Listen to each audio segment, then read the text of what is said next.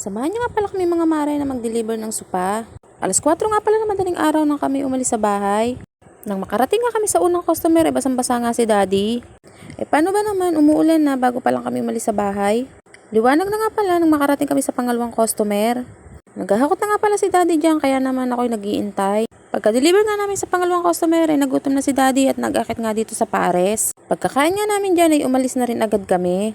Habang nasa sasakyan nga kami, nagchichismisan pa kami dyan. Sabi nga ni Daddy, masarap nga daw dun sa Paris na yon dahil lagi sila dun kumakain.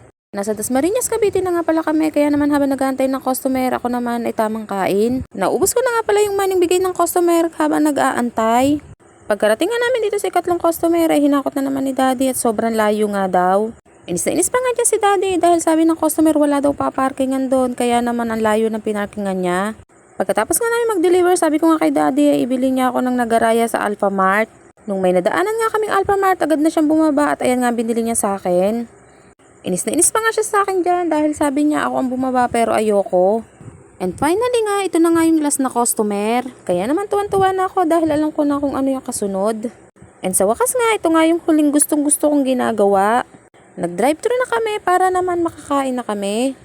Alas 2 na nga pala ng hapon, kaya naman gutom na rin kami ni Daddy. Tuwan-tuwa pa nga ako dyan dahil extra large nga ang binigay sa amin na Coke. And ito nga yung in-order namin, tigisa nga lang pala kaming 1-piece chicken. And sa wakas nga ay kakain na din kami. Habang kumakain nga kami, nagtataka kami ni Daddy kung bakit nga extra large ang binigay sa amin na drinks. Salamat na rin sa inyo at hindi kami nabitin sa drink. Kaya hanggang dito na lang mga mare.